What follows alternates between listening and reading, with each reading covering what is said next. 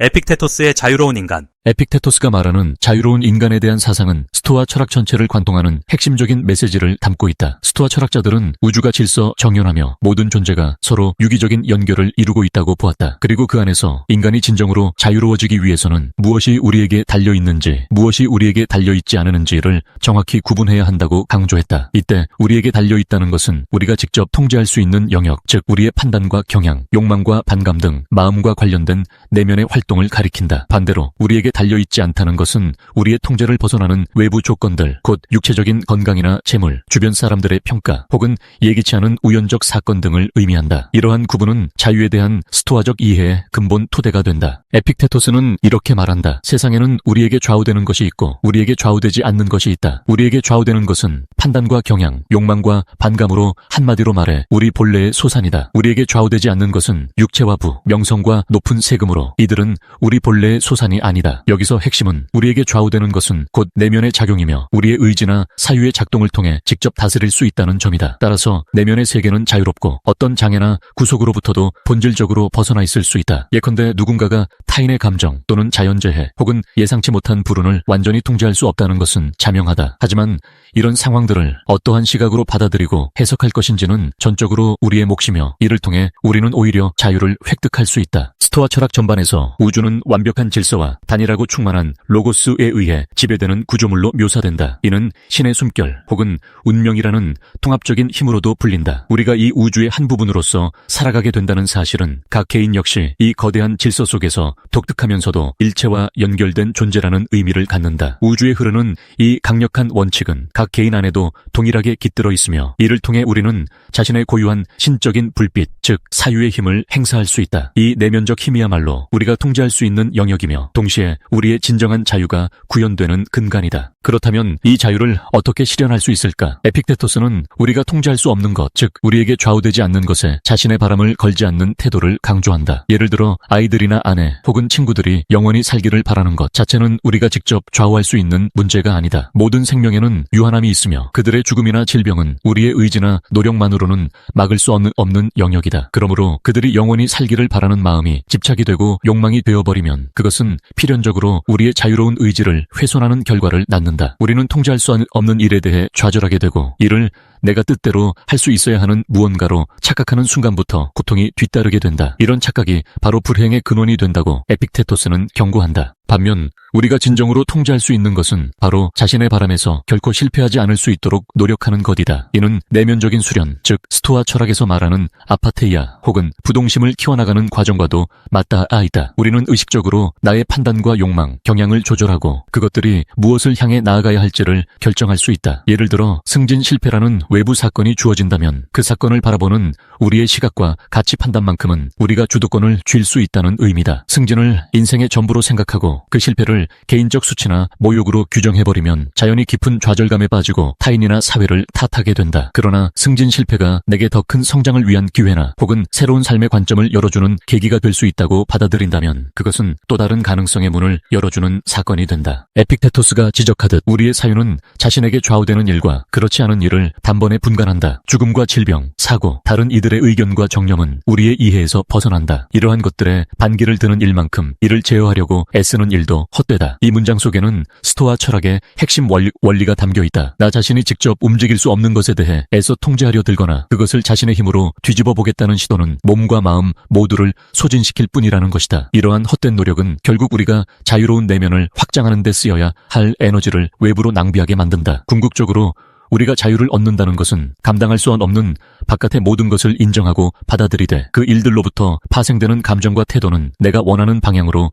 주도해 나간다는 뜻이다. 그러므로 자유로운 인간이 되는 길은 상황 자체가 아니라 상황에 대한 나의 생각과 관점을 변화시키는 데 있다. 즉 우리를 혼란스럽게 만드는 것은 상황이 아니라 우리가 상황에 대해 갖는 생각이라는 말은 모든 고통과 불안, 분노의 이면에는 바라던 기대와 다른 현실을 맞닥뜨렸을 때 생기는 내면의 갈등이 존재한다는 사실을 상기시킨다. 사랑하는 사람의 죽음이 주는 충격은 누구에게나 크게 다가오기 마련이지만 누군가는 그 고통을 영원히 과거의 응어리로 간직하고 스스로를 학대하는 반면 누군가는 그 죽음을 통해 삶의 유한함을 깨닫고 더욱 진실하고 충실한 방식으로 현재를 살아가게 된다. 똑같은 사건이라도 각 개인의 의미 부여와 해석에 따라 전혀 다른 경로로 전개되는 것이다. 스토아 철학에서 제시하는 또 하나의 비유는 만물에는 손잡이가 두 개가 있다는 것이다. 한 손잡이는 우리가 들 수 있는 것이고 다른 한 손잡이는 우리가 들 수 없는 것이다. 우리가 통제할 수 없는 손잡이를 굳이 붙잡으려 해봤자 결국 허공을 잡으려는 것과 마찬가지다. 우리는 붙잡을 수 없는 손잡이에 매달리기보다 내 손으로 확실히 잡을 수 있는 부분에 집중해야 한다. 가장 힘겨운 일도 감당이 덜 힘들도록 해주는 방법을 찾는 것, 그리고 겸손한 모습으로 세계의 질서를 따르는 자세를 갖추는 것은 결국 이 두 가지 손잡이를 올바로 구분하는 능력에서 비롯된다. 에픽테토스가 말하듯 난처함이나 불행이 때로는 뒤돌아보면 유익한 결과를 가져다 줄 수 있다는 점도 중요한 통찰이다. 물론 당장 눈앞에 펼쳐진 불행과 고난은 우리를 주저앉게 만들고 때로는 인생의 길을 송두리째 흔들 만큼의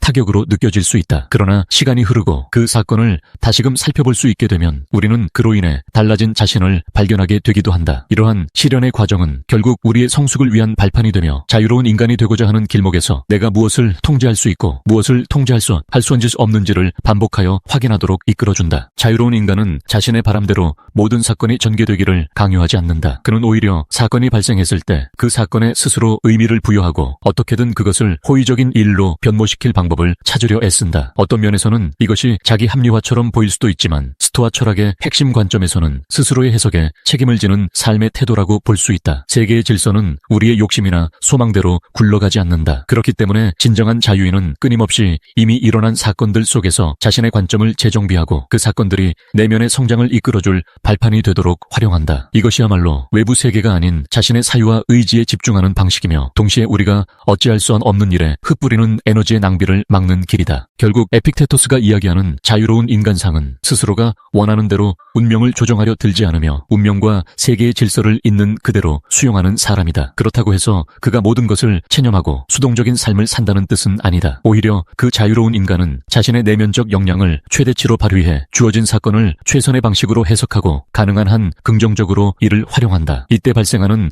모든 갈등과 시련 역시 내적인 성장과 지혜를 얻기 위한 과정으로 바라보게 된다. 어느 누구도 불행을 피할 수 없고 또 원하는 일만 일어나게 할 수는 없지만 어떤 상황에서도 내가 어떻게 대응하고 해석할지는 오직 나 자신의 사유와 의지에 달려있다는 사실을 잊지 않는 것이다. 현대를 살아가는 우리에게도 에픽테토스의 통찰은 여전히 큰 울림을 준다. 물질적 풍요가 늘어나고 과학기술이 발전했어도 인간의 삶에는 필연적으로 예측 불가능한 변수들이 존재한다. 예상치 못한 건강 문제, 경기 침체로 인한 실직, 가까운 이와의 이별, 혹은 사회 전반을 뒤흔드는 위기 상황 등은 우리가 아무리 발버둥 치더라도 완전히 통제할 수 없다. 그렇기에 중요한 것은 어떻게 이 상황을 바라보고 받아들일 것인가 하는 우리의 태도다. 언제든 위기가 닥칠 수 있다는 사실을 늘 자각하고 그러한 위기 속에서도 흔들리지 않는 내면의 자유를 확보하는 것. 그것이야말로 에픽테토스가 역설하는 가장 현실적인 삶의 방식이다. 그리고 이러한 내면의 자유를 획득하기 위해서는 자기 성찰과 수련이 필수적이다. 아무 준비 없이 갑작스레 닥친 불행을 맞닥뜨리면 대부분의 사람들은 당연히 충격과 두려움, 분노에 휩싸인다. 그러나 스토아 철학자들은 매일의 일상에서 무엇이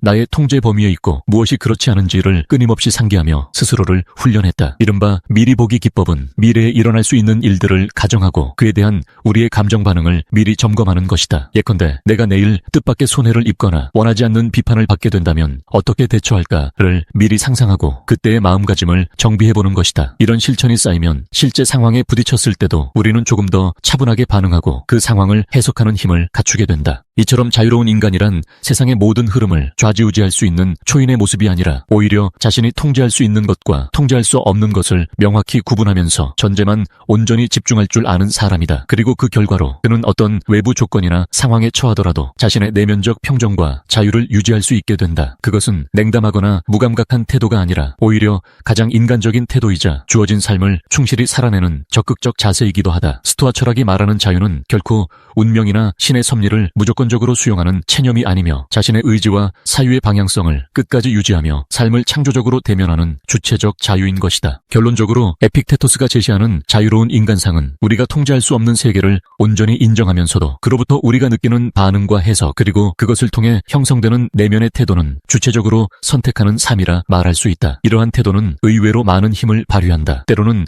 불행과 재난을 시련으로 바꾸며 그 시련으로 인해 우리는 더 성숙해지고 지혜를 얻게 된다. 그리고 이는 결국 스스로를 지키고 더 나아가 주변 사람들을 긍정적으로 이끌 수 있는 큰 원동력이 된다. 에픽테토스의 가르침은 고대 그리스 시대에 머무는 것이 아니라 오늘날의 치열하고 불확실한 현대 사회에서도 여전히 의미 있고 유용하다. 끊임없이 변화하는 세계 속에서 진정한 자유를 찾는 일이야말로 우리가 끝까지 포기하지 회피하지 않아야 할 가장 본질적인 과제이기 때문이다. 왜 성필원이 세상에 존재해야 하는가? 왜 무가 아니고 유여야 하는가? 세상에 성필원이라는 존재가 없다고 가정해보자. 그렇다면 아무런 법칙도 존재하지 않을 것이다. 결국 법칙도 어떤 것이기 때문이다. 아무 법칙도 존재하지 않는다면 모든 것이 허용될 것이다. 모든 것이 허용된다면 무는 용납되지 않을 것이다. 따라서 무는 그 자체를 용납할 수 없다. 그러므로 성필원은 이 세상에 존재해야 한다.